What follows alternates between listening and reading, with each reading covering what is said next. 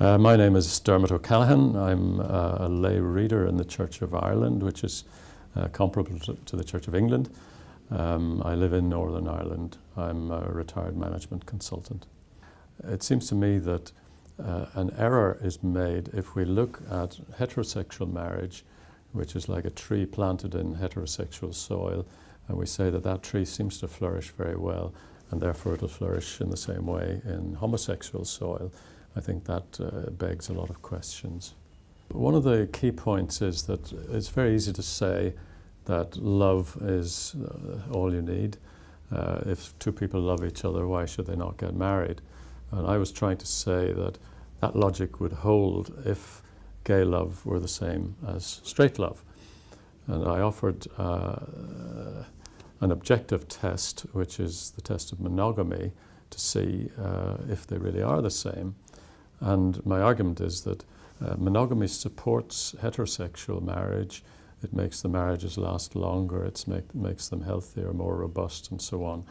But when you read the literature, it's quite extraordinary, because you find that the opposite effect happens in the love between two men, that if you impose monogamy on them, they find it a very difficult burden to bear. By and large, there are, of course, exceptions. But monogamy will tend to shorten gay relationships, and it will tend to make them break up, because if the two men try to hold to each other in a monogamous relationship, they find that it's just impossible to do by and large, and the relationship has to break up, or else it has to involve outside sexual involvement, which has to be negotiated.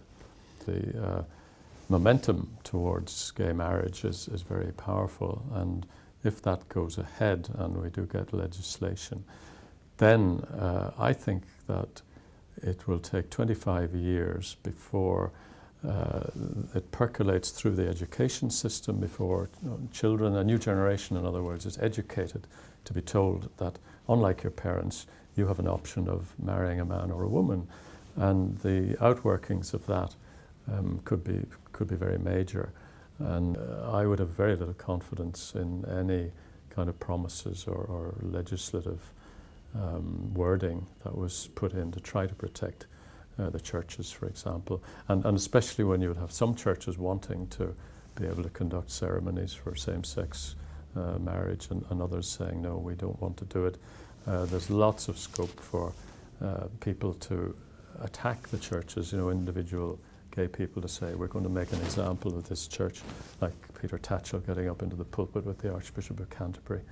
And I think the churches would find it very hard to resist the pressure. It'll certainly create a lot of problems.